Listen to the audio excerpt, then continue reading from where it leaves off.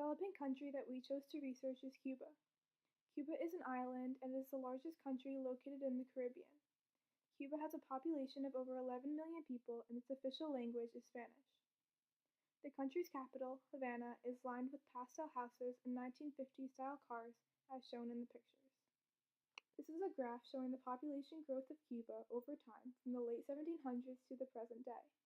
As you can see, the population growth was slow until 1900, when the population took off and began to grow rapidly. The population in the early 1900s was only 2 million, which is a big difference to the over 11 million people living there now. This graph shows the crude birth rate and death rate in Cuba from 1960 to 2010. The crude birth rate is the number of births per 1,000 people, both male and female, and the crude death rate is the number of deaths per 1,000 people. The graph shows that since 1960, the death rate has remained relatively consistent, however the birth rate has decreased greatly in the 50 years. The doubling time for Cuba is 70 years. This means that it will take 70 years for Cuba's current population to double in size. So by 2088, the population will have doubled from 11 million to 22 million. We found this number by dividing Cuba's growth rate of 0.1% from 70. Despite the doubling time we calculated, Cuba's population is experiencing a decrease. By 2025, Cuba is projected to decrease by 1 million residents. This shift is a result of the high levels of emigration, especially to the United States. The majority of the emigrants from Cuba are young, therefore Cuba is losing the demographic which will reproduce, resulting in a decline in fertility rate. Total fertility rate is the number of children born per 1,000 women during childbearing age. The current TFR in Cuba is 1.45. Infant mortality rate is the number of deaths per 1,000 infants under 1 year old. The current IMR in Cuba is 5.6. As you can see from the graph, both TFR and IMR took a decrease since 1960.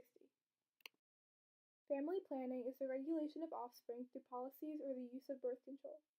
Cuba has widespread healthcare, giving the people access to birth control and contraceptives. The country's natality rates dropped due to social changes during the revolution. Cuba's culture revolves around the family, therefore there are no population control policies here. The migration of people in and out of the country has a large impact on the population. Cuba's net migration rate has and continues to be negative because there are more people leaving than entering. For a while, any Cuban that reached U.S. soil was allowed to pursue citizenship, and if caught in the water, were sent home. This policy encouraged a lot of Cubans to immigrate to the U.S. The population structure of Cuba has changed a lot in the past 25 years. In 1990, the population was growing quickly, but by 2015, the growth has almost entirely slowed down. These population pyramids show that people are living longer and the birth rates are decreasing. This means that elderly population of Cuba will continue to grow. The demographic transition model uses the birth and death rates of a country to determine what stage of development it is in. Many developing countries are in the third stage, while countries in stages 4 and 5 are usually considered developed. Cuba is in the third stage of the model because even though their population growth has decreased in recent years, they still have a growing population. In the 80s, there was a dengue fever outbreak that killed many in Cuba. With advances in vaccines, it has become easier to prevent outbreaks like this. However, Zika virus is still affecting Cuba and much of the Caribbean. Today, cardiovascular diseases and cancer affect Cuba the most. This demonstrates progress in Cuban healthcare because the diseases are often linked to age. Affluence is money and wealth. By calculating the per capita ecological footprint, you can measure the affluence of a country. Impacts of affluence on a country can vary, but the wealthier a country is based on GDP, the more likely they are to overuse the resources around them. The wealthy in Cuba are able to control resources and create monopolies in the country. A very large difference between developed and developing countries is their effects on the environment. Developing countries like Cuba do not use as much energy as larger, more developing countries do. Because of this, the ecological footprint of developing countries is definitely smaller than that of developed countries. The more economic growth a country has, the more impact it will have on the environment. Although 1/5 of the human population lives in developed countries, they use more than 1/2 of the world's energy and resources. More developed countries with larger GDPs have the opportunity to burn fossil fuels and become more industrialized. As a country burns fossil fuels, they pollute their country, so it is a trade-off between poverty and air quality.